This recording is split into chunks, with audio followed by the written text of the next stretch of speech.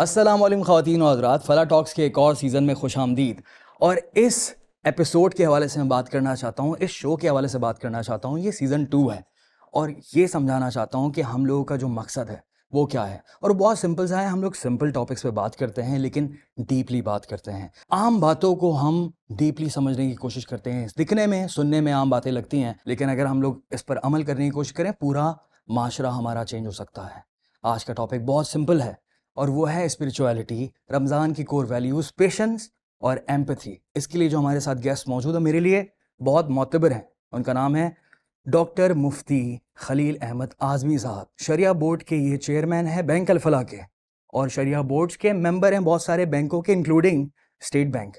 تو ڈائریکٹ ہم بات کرتے ہیں آج کے ٹاپک کے حوالے سے. السلام علیکم مفتی صاحب، کیسے ہیں آپ؟ السلام ورحمۃ اللہ وبرکاتہ. اللہ کا شکر ہے، الحمدللہ. بہت بہت شکریہ، آپ نے دوبارہ سے وقت نکالا. اور لاسٹ ٹائم ہم لوگوں نے کیا تھا پوڈ کاسٹ، آپ کو یاد ہوگا، اور سمپل ٹاپکس پہ بات کر رہے تھے ہم لوگ، اور آج بھی ہمارا اسی طرح کا ہے. سب سے پہلا میرا بیسک کویشچن ہے اور وہ ہے کہ اللہ تعالیٰ نے، اللہ سبحانہ و تعالیٰ نے رمضان ہمارے لیے کیوں بنایا ہے؟ اس کا بیسک مقصد کیا ہے؟ دیکھیے، اگر مختصر الفاظ میں آپ کو ایک لائن میں سمجھاؤں تو وہ یہ ہے کہ اللہ تعالیٰ نے رمضان اس لیے رکھا ہے کہ ہم اللہ تعالیٰ کے قریب آ جائیں. یعنی اللہ نے اپنے بندوں کو اپنے سے قریب لانے کے لیے رمضان المبارک کا مہینہ رکھا ہے، کنیکشن کے لیے. اس کی اب تھوڑی سی اگر آپ اجازت دیں تو میں اس کی تفصیل میں جانا چاہوں گا.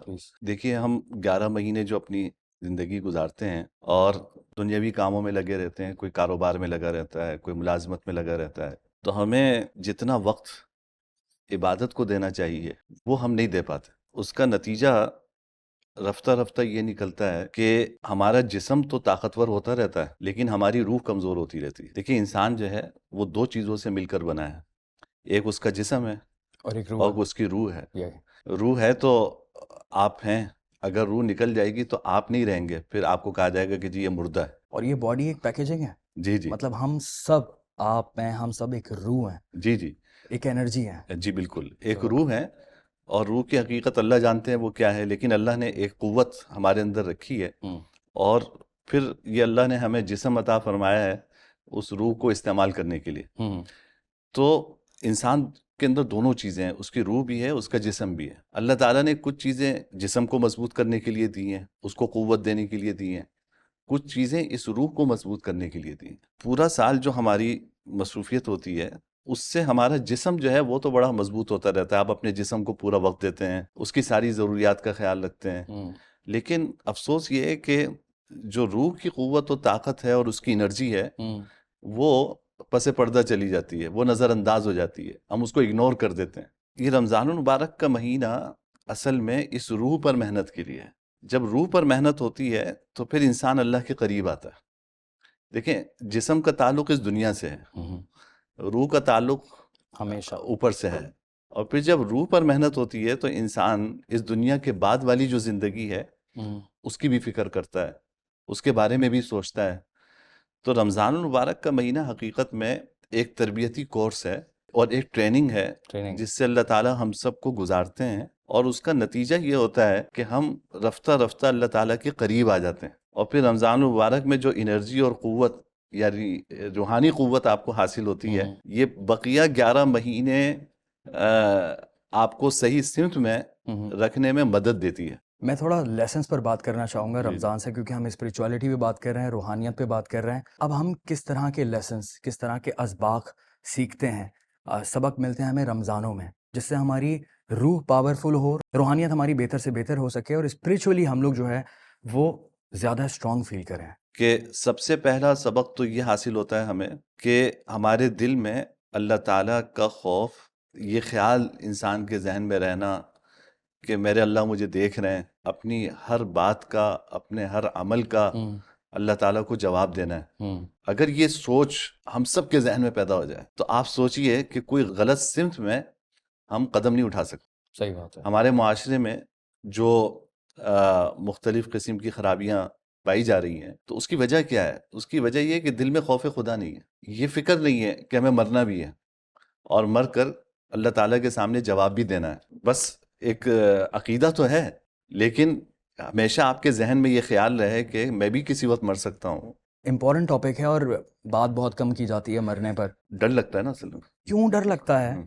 اس پر بھی بات کرنا بہت ضروری ہے.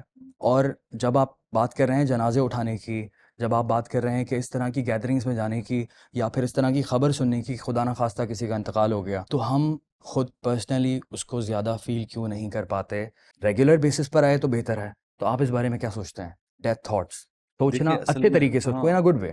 اصل میں پہلی بات تو یہ ہے کہ ہم سوچتے کیوں نہیں. نہ سوچنے کی وجہ یہ ہے کہ ہم دنیا کی لذتوں میں اتنے زیادہ منہمک ہیں کہ میں کیسے اچھے سے اچھا کھا لوں، میں کیسے اچھے سے اچھا پہن لوں، میں کیسے اچھے سے اچھا لوگوں کو دکھوں، میں ان ساری چیزوں میں گم ہوں.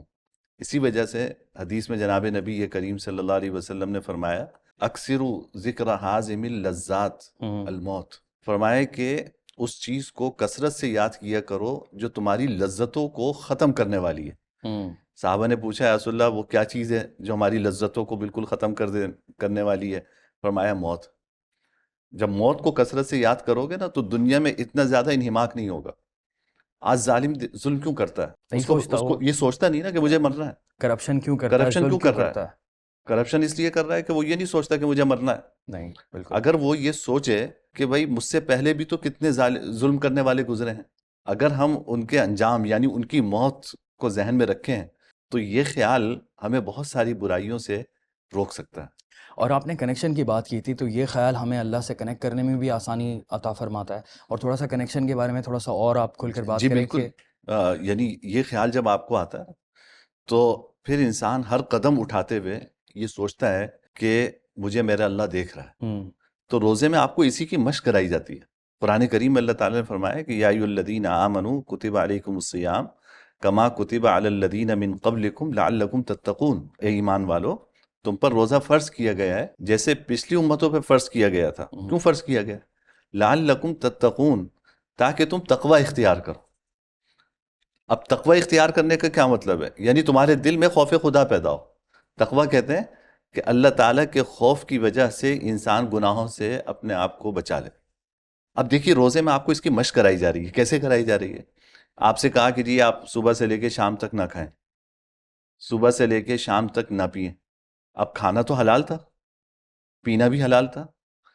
اور آپ سوچئے کہ آپ ایسے کمرے میں ہیں، ایئر کنڈیشن چلا ہوا ہے، وہاں پہ فریج بھی ہے، اس میں پانی بھی ہے، اور آپ تنہا ہیں، کوئی نہیں ہے وہاں.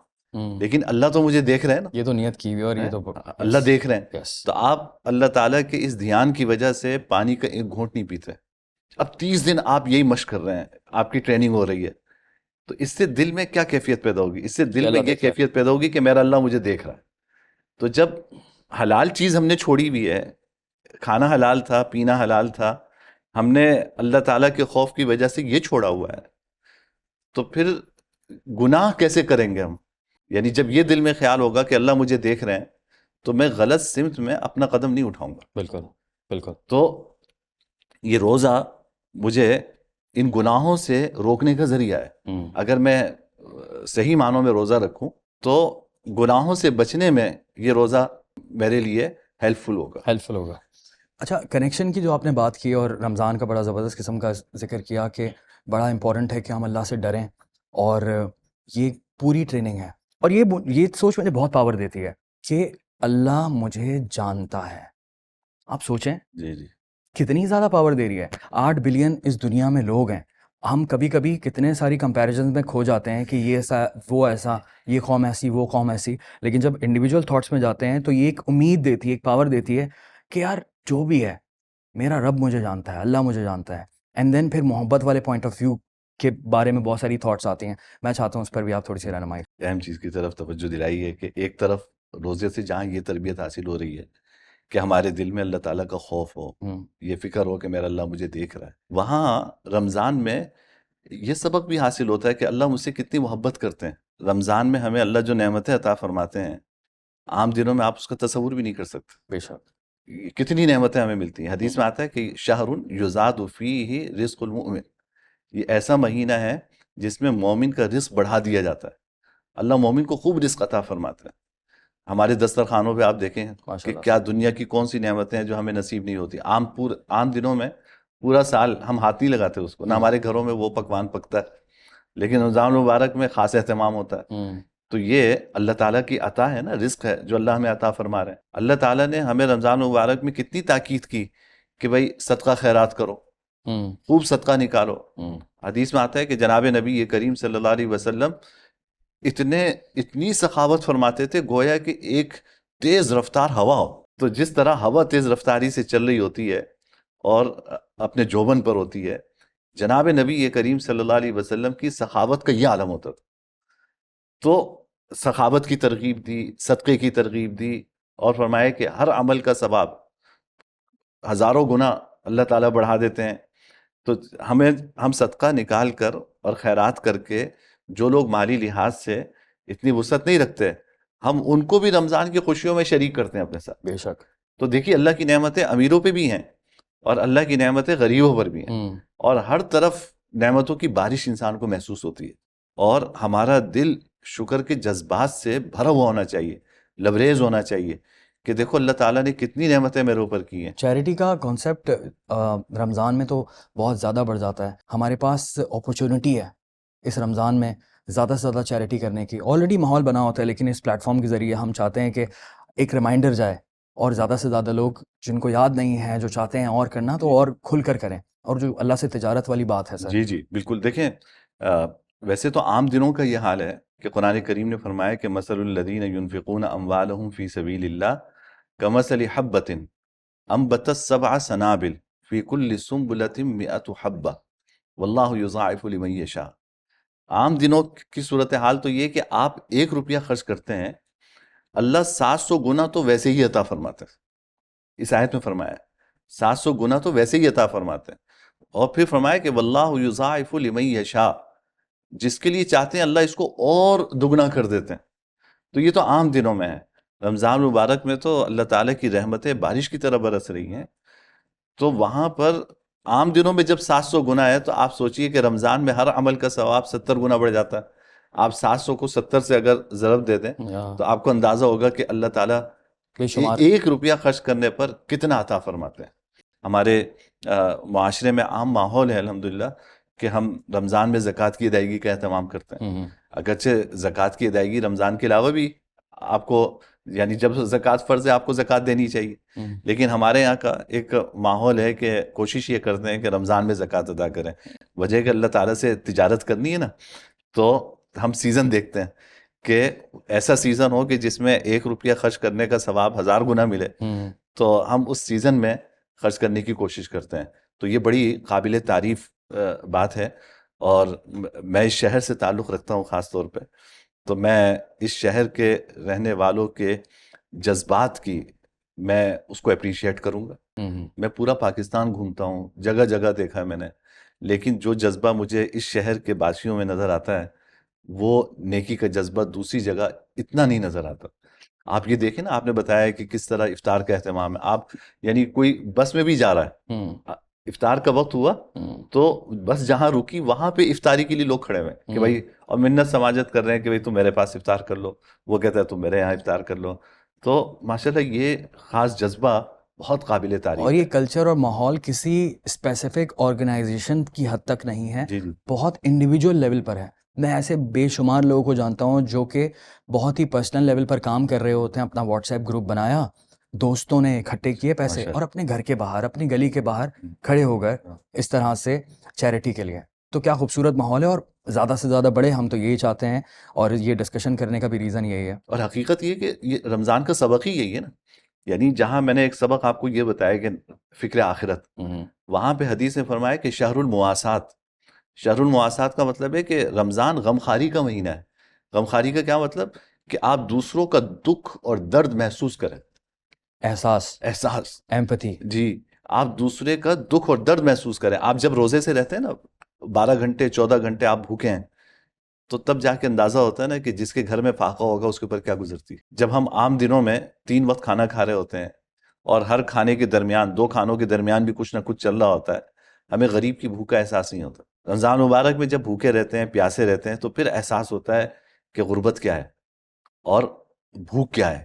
تو ہم رمضان سے حاصل ہونے والے اسباق اپنی زندگی میں لانے کی کوشش کریں. ہم دوسرے کا دکھ محسوس کریں، دوسرے کا درد محسوس کریں، دوسرے کی مدد کرنا سیکھیں، دوسرے کے دکھ اور درد میں شریک ہونا سیکھیں.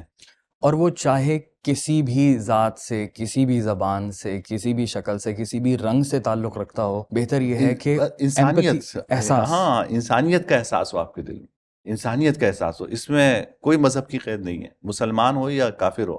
بھوکا اس کو بھوکے کو کھانا کھلانا ثواب ہے، چاہے وہ مسلمان ہو یا کافر ہو.